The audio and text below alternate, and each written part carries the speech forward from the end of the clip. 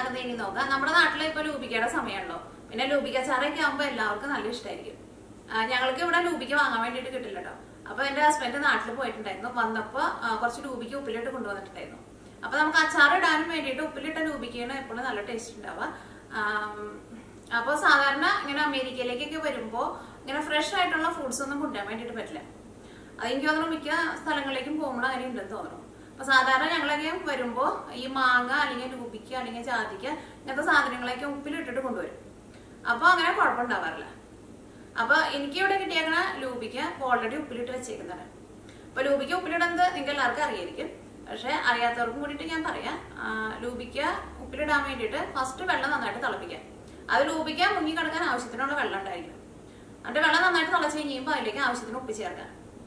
ഇനിയിപ്പോൾ ലൂബിക്ക നമുക്ക് പെട്ടെന്ന് അച്ചാർ ഇടണം, ലൂബിക്കയുടെ ഉള്ളിൽ ഉപ്പൊക്കെ പിടിച്ചിട്ട് പെട്ടെന്ന് സോഫ്റ്റ് ആയിട്ട് കിട്ടണമെന്നുണ്ടെങ്കിൽ ഈ തിളപ്പിച്ചേക്കണ വെള്ളം ചെറുതായിട്ടൊന്ന് ചൂടാറി കഴിയുമ്പോൾ അതിലേക്ക് ലൂബിക്ക നന്നായിട്ട് കഴുകിയിട്ട് വെള്ളം തുടച്ചിട്ട് ഈ വെള്ളത്തിൽ ഇട്ട് വെക്കാം. അപ്പൊ 2 ദിവസം കഴിയുമ്പോഴേക്കും ലൂബിക്ക നല്ല സോഫ്റ്റ് ആയിട്ട് വരും.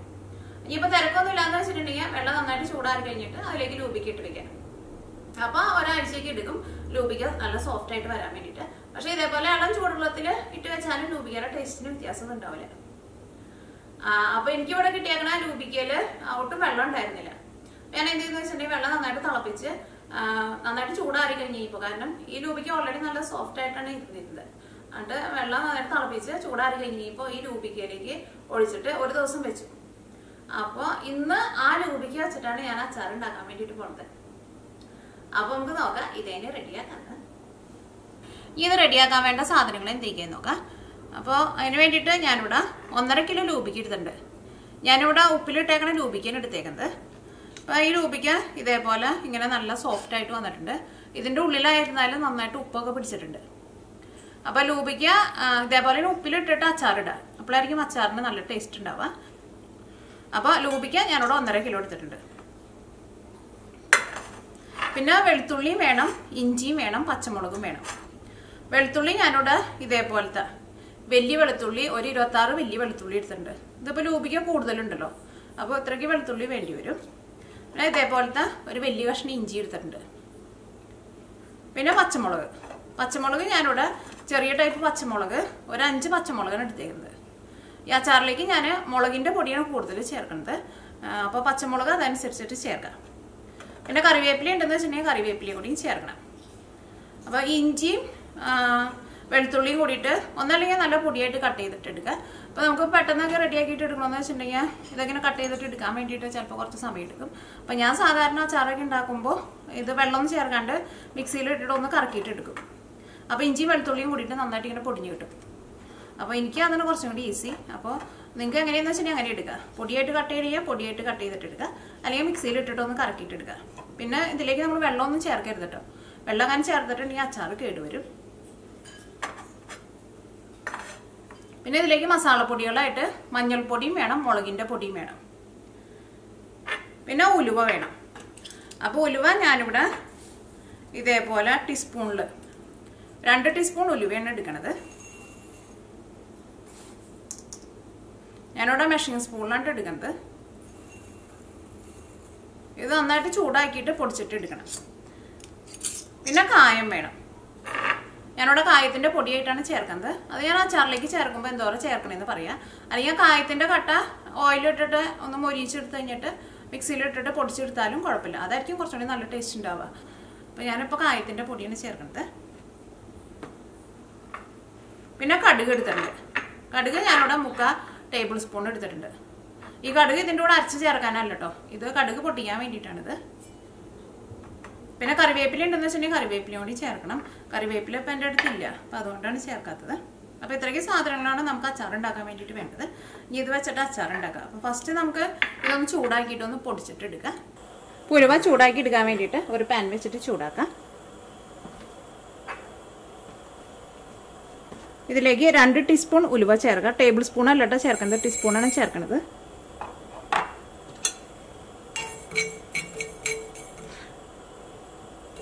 ഇനി ഉലുവ നന്നായിട്ട് ചൂടായി കഴിഞ്ഞ് കഴിയുമ്പോൾ ഇതിൻ്റെ കളറ് ഇപ്പോൾ ഇത് ഗോൾഡൻ കളറായിട്ടാണല്ലോ ഇരിക്കുന്നത്. ചെറുതായിട്ടൊരു ബ്രൗൺ കളറായിട്ട് വരണം.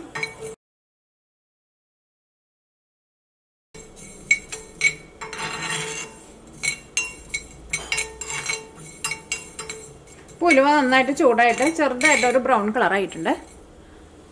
ഈ തീ ഓഫ് ചെയ്യാം. ഇത് പൊടിച്ചെടുക്കാൻ വേണ്ടിയിട്ട് മിക്സിയുടെ ജാറിലേക്ക് ഇടാം. ഉലുവ പൊടിച്ചെടുത്തിട്ടുണ്ട്. ഈ ഇഞ്ചിയും വെളുത്തുള്ളിയും ഈ സെയിം ജാറിൽ തന്നെ ഇട്ടിട്ട് ഒന്ന് കറക്കിയിട്ടെടുക്കാം. അപ്പോൾ ഇഞ്ചിയും വെളുത്തുള്ളിയും ഞാനിവിടെ ഇതേപോലെ കറക്കിയെടുത്തിട്ടുണ്ട്. അപ്പോൾ നമ്മുടെ അച്ചാർ ഉണ്ടാക്കാനുള്ളതൊക്കെ റെഡി ആയിട്ടുണ്ട്. ഇത് വെച്ചിട്ട് അച്ചാറാക്കാം. ഇത് അച്ചാറാക്കാൻ വേണ്ടിയിട്ട് ഒരു പാൻ വെച്ചിട്ട് ചൂടാക്കാം. അപ്പോൾ അച്ചാർ ഉണ്ടാക്കുമ്പോൾ നല്ലെണ്ണ എന്ന് വെച്ചിട്ടുണ്ടെങ്കിൽ സസ്മി ഓയിൽ, നല്ലെണ്ണ ഉണ്ടെന്ന് വെച്ചിട്ടുണ്ടെങ്കിൽ നല്ലെണ്ണയിൽ ഉണ്ടാക്കാം. അപ്പോഴായിരിക്കും നമ്മുടെ അച്ചാറിൻ്റെയൊക്കെ ഒരു ടേസ്റ്റ് വരാം. ഇനിയിപ്പോൾ നിങ്ങൾക്ക് നല്ലെണ്ണ ഇല്ലയെന്ന് വെച്ചിട്ടുണ്ടെങ്കിൽ സാധാരണ നമ്മൾ കറിക്ക് ഉപയോഗിക്കുന്ന ഏത് ടൈപ്പ് ഓയിലായിരുന്നാലും കുഴപ്പമില്ല. അപ്പോൾ നല്ലെണ്ണേനെ കേട്ടോ സസ്മി ഓയിൽ എന്ന് പറയുന്നത്. പിന്നെ അച്ചാറൊക്കെ ആകുമ്പോൾ അത്യാവശ്യം നന്നായിട്ട് ഓയിൽ വേണം. ഇതിലേക്ക് ഓയിൽ ചേർക്കാം.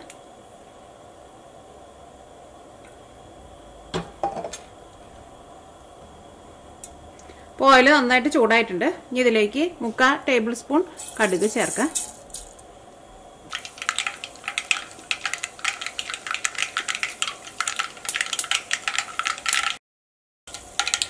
കടുക് ശരിക്കും പൊട്ടണം കേട്ടോ, അല്ലെങ്കിൽ നമ്മൾ കടുക് കഴിക്കുമ്പോൾ കൈപ്രസ് ഉണ്ടാവും. അപ്പോൾ കടുക് പൊട്ടിയിട്ടുണ്ടെങ്കിൽ ഇതിലേക്ക് ഞാനിവിടെ പച്ചമുളക് കട്ട് ചെയ്ത് വെച്ചിട്ടുണ്ട്. പച്ചമുളക് ചേർക്കാം. ഇഞ്ചിയും വെളുത്തുള്ളിയും ചേർക്കാം.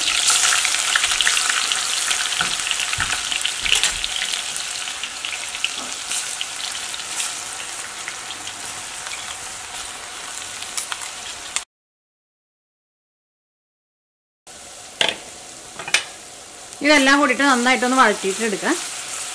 ഇഞ്ചിയും വെളുത്തുള്ളിയും മൊരിഞ്ഞ് നല്ലൊരു ഗോൾഡൻ കളർ ആവാൻ വേണ്ടിയിട്ട് നിൽക്കണ്ട. ഇഞ്ചിയുടെയും വെളുത്തുള്ളിയുടെയും ആ പച്ച ടേസ്റ്റ് ഒന്ന് പോയാൽ മതി.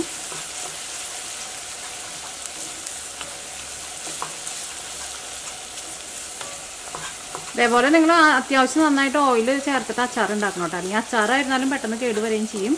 പിന്നെ അച്ചാറൊക്കെ നമ്മൾ കഴിക്കുമ്പോൾ കുറേശ്ശേ കഴിക്കുള്ളൂ.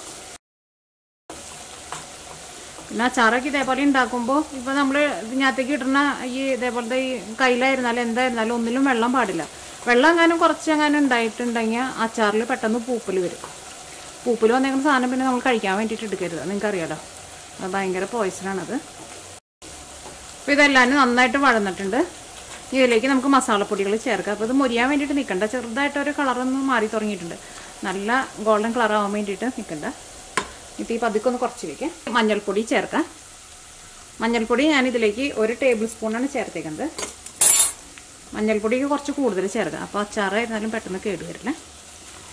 ഇനി മഞ്ഞൾപ്പൊടി ഇതിനകത്ത് കിടന്നിട്ട് നന്നായിട്ട് മുരിയണം. ആ മഞ്ഞളിൻ്റെ ആ പച്ച ടേസ്റ്റ് പോകണം. തീ നിങ്ങൾ അതനുസരിച്ചിട്ട് കൂട്ടിയും കുറച്ചും വെച്ച് കൊടുക്കാം. അപ്പോൾ മഞ്ഞൾപ്പൊടി ഇതിനകത്ത് കിടന്നിട്ട് നന്നായിട്ട് മുരിഞ്ഞിട്ടുണ്ട്. ആ മഞ്ഞൾ മുരിഞ്ഞതിൻ്റെ നല്ലൊരു സ്മെല്ലൊക്കെ വരുന്നുണ്ട്. ഇതിലേക്ക് മുളക് പൊടി ചേർക്കാം. മുളക് പൊടി ഒന്നല്ലെങ്കിൽ നിങ്ങളുടെ എരിവിനനുസരിച്ചിട്ട് ചേർക്കാം. ഞാനിതിലേക്ക് എത്രയാണ് ചേർക്കണേ എന്നുള്ളത് പറയാം കേട്ടോ. കാരണം പല മുളകിൻ്റെ പൊടിക്കും പല എരിവായിരിക്കും.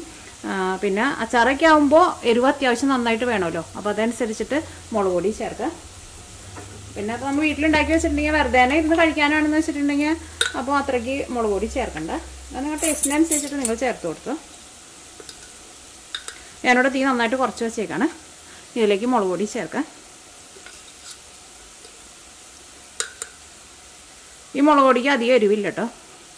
കാരണം ഇത് ഞാനിവിടെ സാധാരണ മുളക് പൊടിയും കാശ്മീരി മുളക് പൊടിയും രണ്ടും കൂടിയിട്ട് മിക്സ് ചെയ്തിട്ടാണ് എടുത്തേക്കുന്നത്. അപ്പോൾ അച്ചാറിനായിരുന്നാലും നല്ല കളറുണ്ടാവും.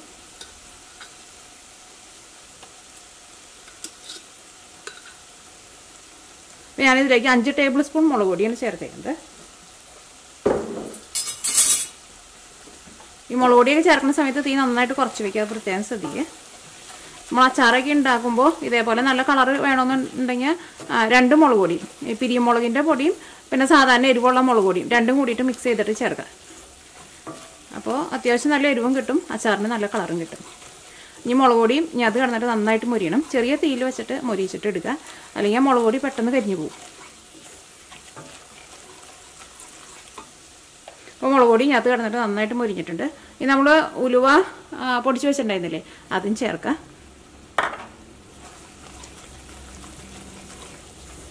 തീ എന്തോരം കുറച്ച് വയ്ക്കാമോ അത്രയ്ക്ക് കുറച്ച് വയ്ക്കാം. ഇനി ഇതിലേക്ക് ലൂബിക്ക ചേർക്കാം.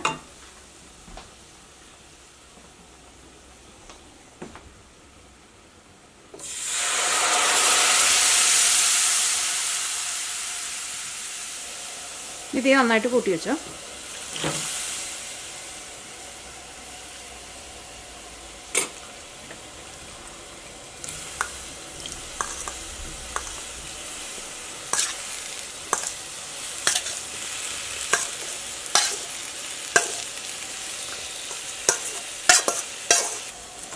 ഇനി അച്ചാറിലേക്ക് നമുക്ക് കായം കൂടിയിട്ട് ചേർക്കണം കേട്ടോ. ഇതെല്ലാം കൂടിയിട്ടൊന്ന് മിക്സ് ചെയ്ത് കഴിഞ്ഞിട്ട് കായം ചേർക്കാം.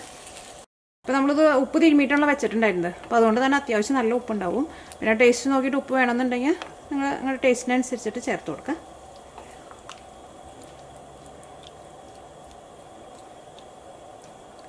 ഇത് നന്നായിട്ടൊന്ന് തിളച്ച് കഴിഞ്ഞ് കഴിയുമ്പോൾ തന്നെ ഈ ലൂബിക്കയുടെ ഉള്ളിൽ നിന്നായിരുന്നാലും ഉപ്പൊക്കെ ഉണ്ടെന്നുണ്ടെങ്കിൽ കുറച്ച് ഉപ്പൊക്കെ ഒന്ന് ഇറങ്ങി വരും.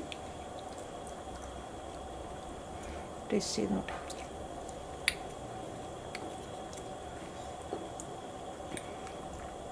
ഉപ്പൊക്കെ നല്ല കറക്റ്റ് പാകമായിട്ടുണ്ട്. അത്യാവശ്യം നല്ല ഉപ്പുണ്ട്.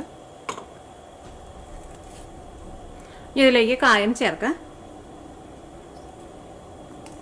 എനിക്ക് കായത്തിൻ്റെ ടേസ്റ്റ് നല്ല ഇഷ്ടമാണ്. അപ്പോൾ അതുകൊണ്ട് തന്നെ ഞാനിവിടെ ചിലപ്പോൾ കുറച്ച് കൂടുതൽ ചേർക്കുന്നുണ്ടാവും. അല്ലെങ്കിൽ കായം നിങ്ങളുടെ ടേസ്റ്റിനനുസരിച്ചിട്ട് നിങ്ങൾ ചേർത്ത് കൊടുത്തു. ഞാനിതിലേക്ക് 2.25 ടീസ്പൂൺ കായം കേട്ടോ ചേർത്തേക്കുന്നത്. ഇതെല്ലാം കൂടിയിട്ട് മിക്സ് ചെയ്ത് കഴിഞ്ഞിട്ട് പിന്നെ ടേസ്റ്റ് നോക്കിയിട്ട് വേണമെന്നുണ്ടെങ്കിൽ അതനുസരിച്ചിട്ട് ചേർത്ത് കൊടുക്കാം.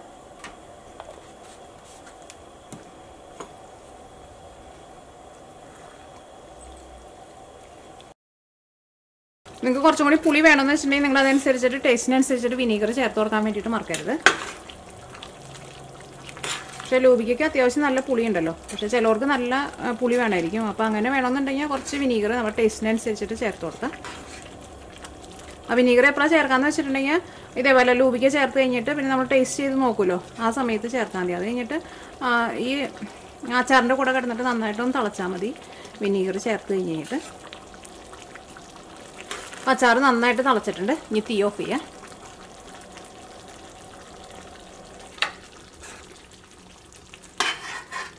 ഈ അച്ചാർ ഒന്ന് ഇരുന്ന് കഴിഞ്ഞ് കഴിയുമ്പോൾ ഒന്നും കൂടി ഒന്ന് കുറുകി വരും. അപ്പം ഇനി ചൂടാറി കഴിഞ്ഞ് കഴിയുമ്പോൾ ഞാൻ നിങ്ങളെ കാണിച്ചു തരാം കേട്ടോ. അപ്പം നമ്മുടെ ലൂബിക്ക അച്ചാർ ഞാൻ ഇട്ട് വെച്ചിട്ട് ഇപ്പോൾ ഒരു ദിവസമായിട്ടുണ്ട് കേട്ടോ. തുറന്നപ്പോൾ തന്നെ നല്ല മണം വരുന്നുണ്ട്. ഈ അച്ചാറിലേക്ക് നമ്മൾ ഇടുന്ന സ്പൂണിലൊന്നും ഒട്ടും വെള്ളം പാടില്ല കേട്ടോ. നിങ്ങൾക്കറിയാലോ, വെള്ളം ഉണ്ടെന്നുണ്ടെങ്കിൽ അച്ചാർ പെട്ടെന്ന് കേടുവരും കേട്ടോ. ഇപ്പം ഈ അച്ചാറിലെ ഗ്രേവിയൊക്കെ കണ്ട ഇതേപോലെ അങ്ങനെ അത്യാവശ്യം നല്ല തിക്കായിട്ട് വന്നിട്ടുണ്ട്. ഇതിങ്ങനെ ഒരു 2-3 ദിവസം ഇരുന്ന് കഴിഞ്ഞ് കഴിയുമ്പോഴേക്കും അച്ചാർ ഒന്നും കൂടി നല്ല ടേസ്റ്റായിട്ട് വരും. അപ്പം ഈ അച്ചാർ കാണുമ്പോൾ നിങ്ങൾക്ക് കുറേ പേർക്കൊക്കെ കൊതി വരണില്ലേ? കാരണം നമ്മുടെ നാട്ടിൽ നിന്നൊക്കെ മാറി നിൽക്കുന്നവർക്ക് ഇങ്ങനത്തെ ലൂബിക്ക, ഇങ്ങനത്തെ അല്ലെങ്കിൽ മാങ്ങ അല്ലെങ്കിൽ ജാതിക്ക, ഇങ്ങനത്തെ അച്ചാറൊക്കെ കാണുമ്പോൾ നല്ല ഇഷ്ടമായിരിക്കും അല്ലേ?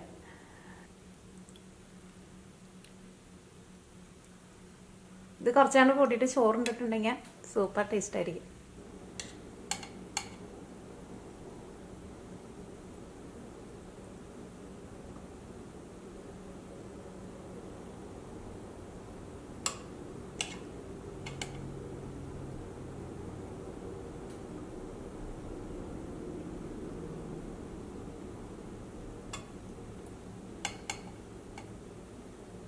ഈ അച്ചാറിൽ കറിവേപ്പിലയും കൂടി ചേർക്കേണ്ടതായിരുന്നു. പക്ഷെ കറിവേപ്പില എനിക്ക് കിട്ടില്ല.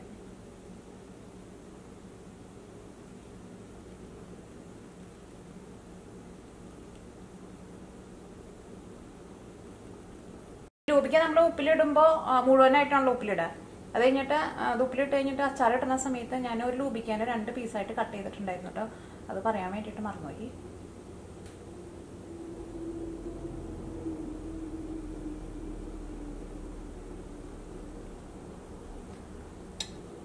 അപ്പോൾ നമ്മുടെ ലൂബിക്ക അച്ചാർ റെഡി ആയിട്ടുണ്ട്. അപ്പോൾ ലൂബിക്കയൊക്കെ കിട്ടുമ്പോൾ നിങ്ങളെല്ലാവരും ട്രൈ ചെയ്ത് നോക്കാം. നിങ്ങൾക്ക് എല്ലാവർക്കും നല്ല ഇഷ്ടമായിരിക്കും.